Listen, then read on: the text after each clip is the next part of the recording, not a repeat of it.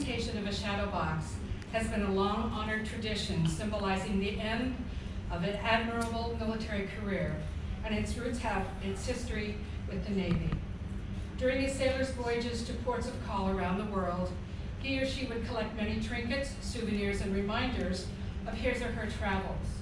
Naturally, as space aboard a ship was at a premium, these items tended to be small. When a sailor is piped ashore for the last time, it's considered bad luck for the sailor's shadow to touch the land before he or she does.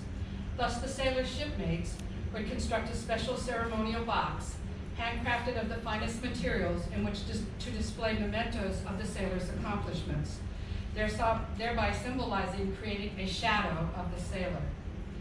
The box safely contains the sailor's shadow until he or she is safely ashore, at which time the box is presented to the sailor in a ceremony.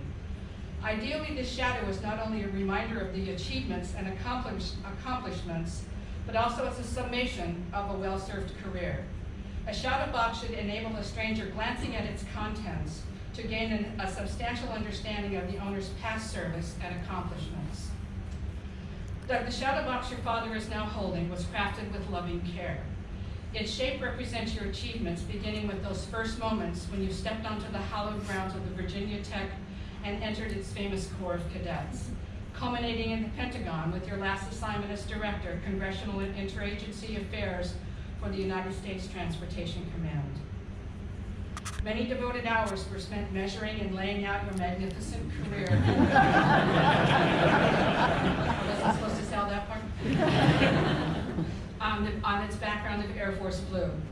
It includes your military rank from Second Lieutenant to Colonel, and your Colonel insignia and class pin awarded to you as the U.S. Military Exchange Student to the National Defense College, New Delhi, India, that country's highest seat of strategic learning. Doug, in addition to all of your awards and decorations are your Air Force Occupational Badge, your Headquarters U.S. Air Force Badge, and your TRANSCOM Badge. There is as well your Air Force Commander's insignia and both sides of two very important coins. The first coin denotes your command to the Bully B 6th Airlift Squadron, where the results of your organizational climate survey were the absolute best the evaluator had ever seen. The second coin represents your command of the 436th Operations Group, where you not only superbly led your airmen, you made yourself available any time, night or day, to represent our nation in the dignified transfer of our fallen brothers and sisters. At the base of this beautiful shadow box is our national flag, symbolizing the underlying strength of this great country that has well benefited from your honorable and dedicated service. Doug, your father knew you wanted to be a pilot the moment your boots hit the ground after that A-7 training flight in Richmond, but that dream took a while to become a reality. So next are your U.S. Air Force Navigator wings, which were simultaneously awarded with your Naval Flight Officer wings for attending the first Joint Specialized Undergraduate Naval Training class at Pensacola. Finally, Doug, are your senior U.S. Air Force pilot wings, your dream realized.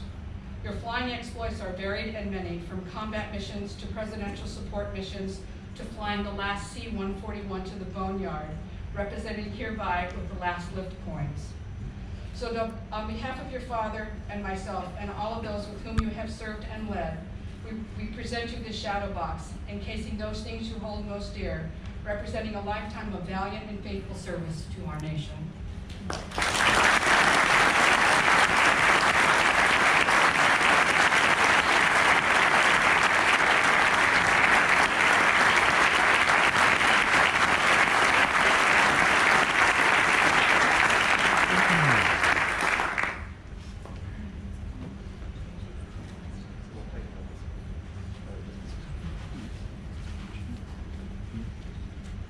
So I have another presentation for Doug that he has no idea what it is.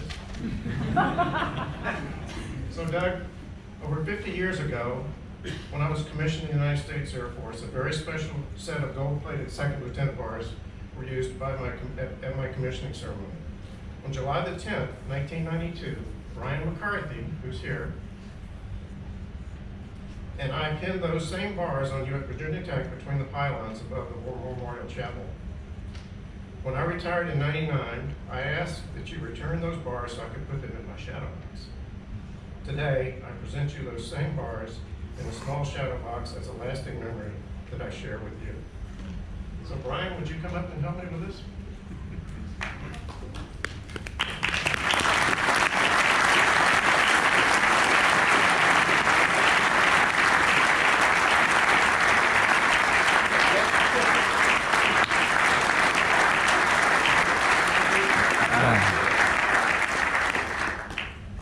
The elder Colonel Hall asked me if I would read this inscription for him first time, so bear with me. These second lieutenant bars were used in the commissioning ceremony for Second Lieutenant Bill Hall, February 7th, 1969, and Second Lieutenant Doug Hall, July 10th, 1992. You have your fingerprints on. I do have my finger.